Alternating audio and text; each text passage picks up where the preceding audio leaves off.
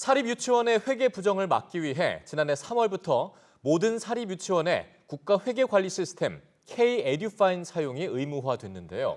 네, 하지만 도입 1년이 지난 지금도 소규모 유치원들은 복잡한 시스템과 행정 인력 부족을 문제로 어려움을 호소하고 있습니다. 박광주 기자입니다. 서울 강북구의 한 유치원. 등원 시간이 아직 한참 남아 있지만 원감 교사는 컴퓨터 앞에서 분주합니다. 아이들이 오기 전까지 회계 업무를 마무리해놔야 일과 시간 아이들을 볼 수 있기 때문입니다. 원장 선생님, 결제 부탁드려요. 네. 원장님, 다음 것도 결제 부탁드려요. 원장과 원감 교사가 행정 업무로 손이 묶이면 나머지 교사 2명이 아이들 교육에 더 많은 시간을 써야 합니다. 인력 지원이 이제 굉장히 필요해서 요청을 다녔었습니다.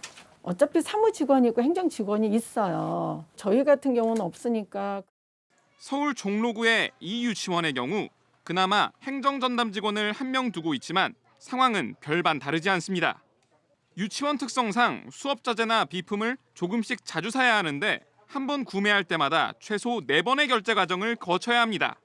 행정직원이 최소한 2명은 있어야 가능할 것 같습니다. 저희 규모 정도 되는 단설 유치원 경우에도 4에서 6인 정도 있거든요.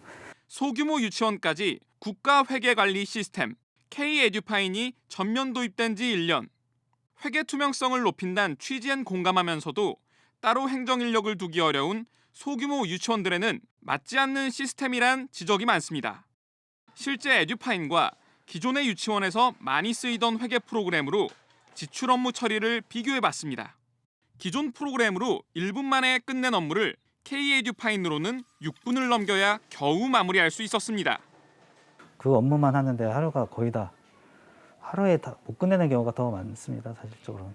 현재 원장님 혼자서도 충분히 지출 처리를 할 수 있는 그런 프로그램을 개발하는 것이 시도교육청들은 사립유치원의 에듀파인 적응을 돕기 위해 국공립학교와 유치원의 행정 인력을 멘토로 연결해주는 등의 지원책을 내놓고 있습니다. 하지만 현장에서는 교육받을 행정 인력이 없는 곳도 많은 데다 비대면으로 받는 교육에 한계가 있다는 반응입니다. 콜센터 상담을 요청해도 며칠씩 기다려야 하는 실정입니다. 유튜브나 멘토들의 그 여러 가지 그 컨설팅을 받고 다시 그걸 갖다가 그 에듀파인에 적용하는 데는 좀 시간이 많이 걸려요.